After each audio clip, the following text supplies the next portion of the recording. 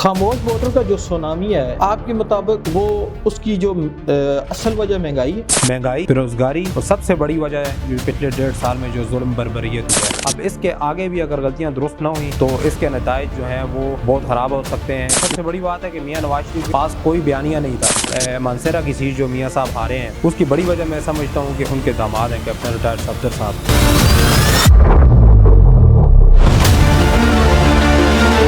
अस्सलाम वालेकुम नाज़रीन, मैं हूँ वकार अली, आप देख रहे हैं ज़रा टीवी।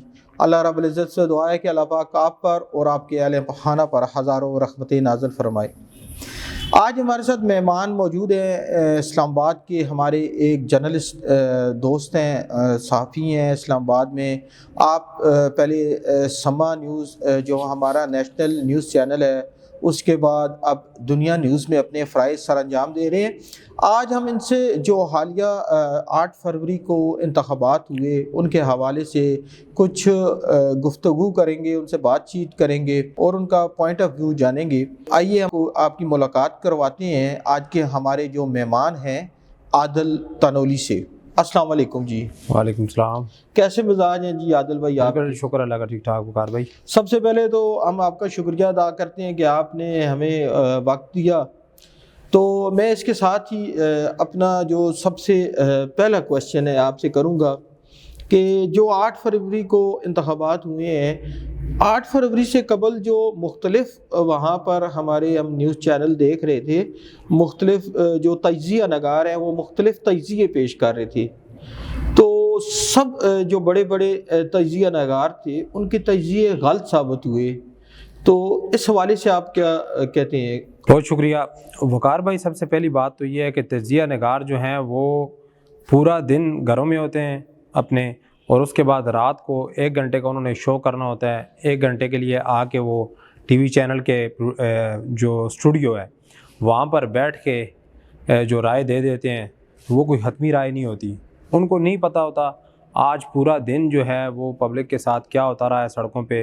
पिछले माजी में के जो 2 साल हैं आप देखते रहे हैं, जो पीटीआई का कारकुन था, कारकुन के अलावा भी आम लोग जो इस महंगाई से तंग थे जो सड़कों पर निकले हैं, सारे लोग पीटीआई के कारकुन नहीं थे जिनके ऊपर तशद्दुद हुआ या जिनको पकड़ा गया है। तो उन लोगों ने एक खामोशी से 8 फरवरी को अपना बदला लिया है। जब तक बात आपने की तज्ज़िया नगारों की, तो तज्ज़िया नगार जो है अब भी वही तज्ज़िया पेश करते थे जो कि 90 की दहाई में करते रहे हैं उस वक्त में। और अब 2024 हो चुकी है, वोटर कारकुन पाकिस्तानी शहरी इस वक्त बहुत तेज़ हो चुका है और बहुत होशियार हो चुका है। कहने का मतलब है कि वक्त बदल चुका है, तज्ज़िया नगारों को अपने ख्यालात बदलने चाहिए कि जो 90 के दहाई में तज्ज़िया नगारी थी और अब की उसमें ज़मीन आसमान का फ़र्क है। बिल्कुल ज़मीन आसमान का फ़र्क है। और इसमें आप कह सकते हैं कि इस वक्त जो है अभी आपने 2 दिन गुजरे हैं। अगर 7 फरवरी की अगर आप बात करें तो 7 फरवरी को, क्योंकि अगर अपने शहर हरीपुर की बात करें तो कोई बंदा भी जो है वो खुल के नहीं कह रहा था कि किसको वोट देना है और क्या करना है। मीटिंग, जलसे, जुलूस, जो उम्मीदवार भी जाता था लोग उधर भरपूर शिरकत करते थे, सिर्फ इसी वजह से कि अपनी ज़ाती ताल्लुक़, रिश्तेदारी, बरादरी की वजह से। लेकिन वोट कौमी नज़रिए पे दिया गया है।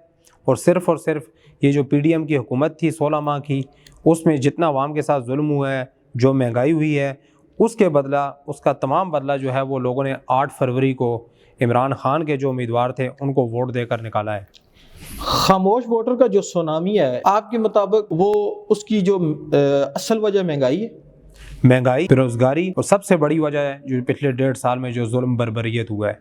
क्योंकि उसमें सारे ही लोग ऐसे नहीं हैं जो कि पीटीआई के कारकुन थे जिनके ऊपर लाठी चार्ज हुआ है या जिनको एहतजाज नहीं करने दिया गया।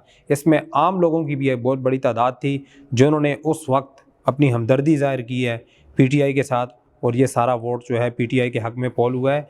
तो मैं समझता हूँ कि रियासत को अब इसके ऊपर सोचना चाहिए पाकिस्तानी अवाम क्या कह रही है और पाकिस्तानी अवाम के जज्बात क्या हैं।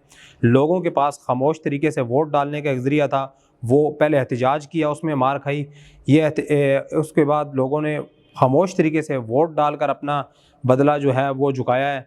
अब इसके आगे भी अगर गलतियां दुरुस्त ना हुई तो इसके नताइज जो हैं वो बहुत ख़राब हो सकते हैं। क्योंकि लोग इस वक्त जो है महंगाई की वजह से, बेरोज़गारी की वजह से, मुल्क में मईशत की वजह से, बिजली गैस बिलों की वजह से मुकम्मल तौर पर जो है उनके जज्बात जो हैं कंट्रोल से बाहर हैं। عادل تنوری صاحب، آپ شہر اقتدار میں اپنے فرائض سر انجام دیتے ہیں. الیکشن سے قبل جو کیا سرائیاں تھی وہ اور تھی. کیا آپ کو بھی اس چیز کی پھنک نہیں ہوئی یا اس طرح کی کچھ چیز آپ نے محسوس نہیں کی کہ اس طرح رزلٹ آ سکتا ہے، عوام کا جھکاؤ صرف پی ٹی آئی کی طرف ون سائیڈڈ ہو سکتا ہے؟ دیکھیں جی، اگر بات کریں آپ اسلام آباد کی یا خیبر پختونخوا کی، ادھر تو بالکل کلیئر تھا کہ ادھر پی ٹی آئی کو ووٹ ملنا ہے. اور اسلام آباد کی جو 3 سیٹیں ہیں جن کے نتائج ابھی آپ کے سامنے ہیں، آپ دیکھ رہے ہیں 8 فروری کی رات کو کیا نتائج تھے، ادھر تو بالکل کلیئر تھا کہ پی ٹی آئی کو ووٹ پڑے گا اور کھل کے جو ہے ووٹر اپنا حق رائے دہی استعمال کیا ہے.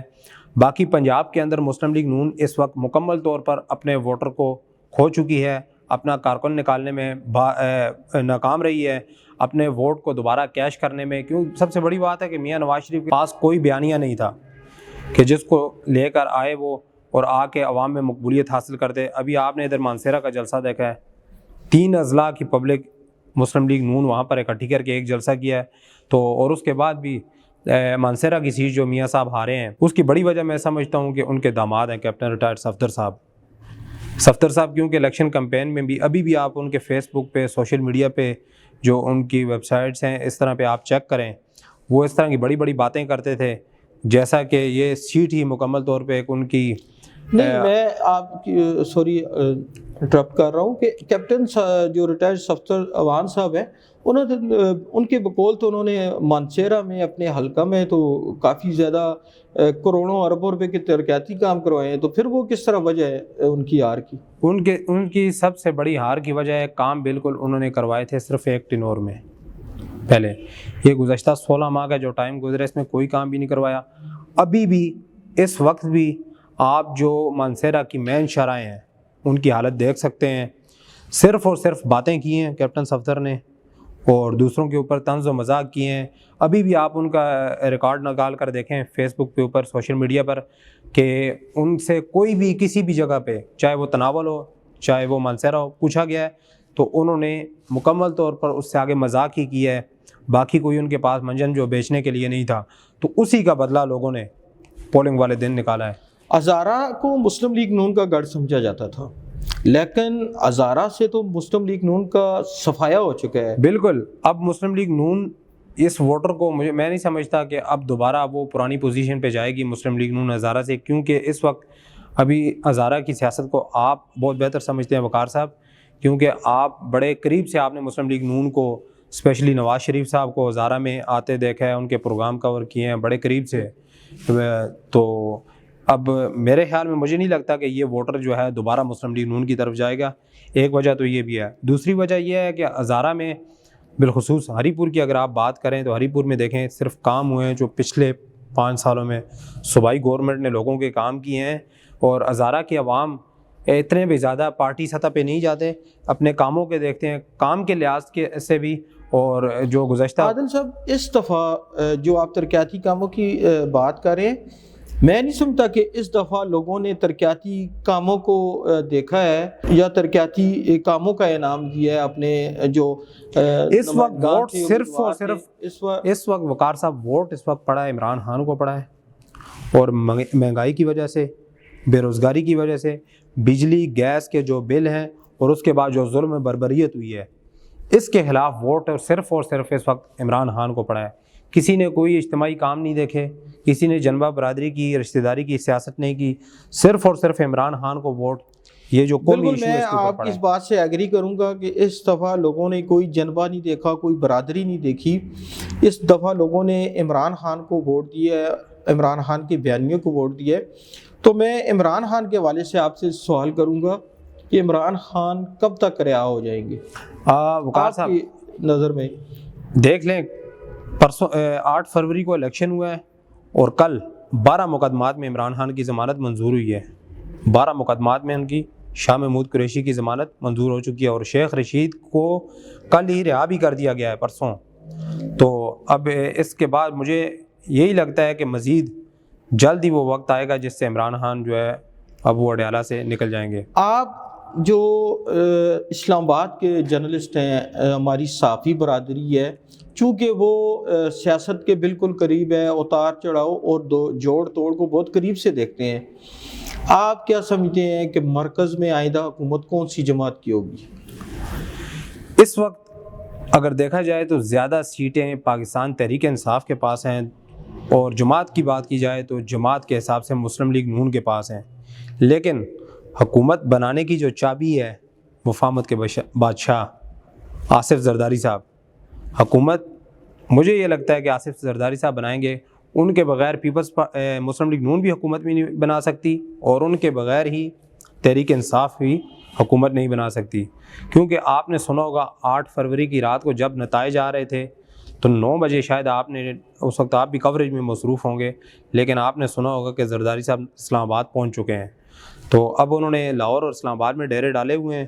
تو میں یہ سمجھتا ہوں کہ اس وقت کیونکہ عوامی مینڈیٹ ملا ہوا ہے، پہلے نمبر پہ پی ٹی آئی کو، پھر مسلم لیگ نون کو، پھر پیپلز پارٹی کو، لیکن اس وقت تک حکومت بنانے کے لیے جو فیورٹ لگ رہی ہے وہ پیپلز پارٹی ہے۔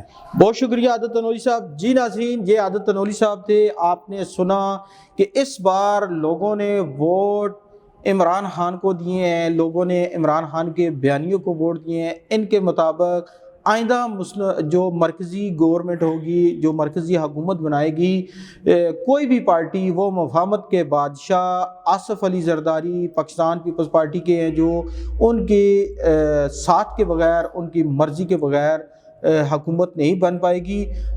دیکھتے ہیں آئندہ کہ جو مفاہمت کے بادشاہ ہیں آصف علی زرداری، کیا ان کی شمولیت سے ہی حکومت بنے گی یا کوئی اپنی بل بوتے پر، اپنے نمبرز پر بھی حکومت بنا پائے گا۔ ملتے ہیں ایک نئی ویڈیو میں ایک نئی شخصیت کے ساتھ، تب تک لیے دیں اجازت، والسلام۔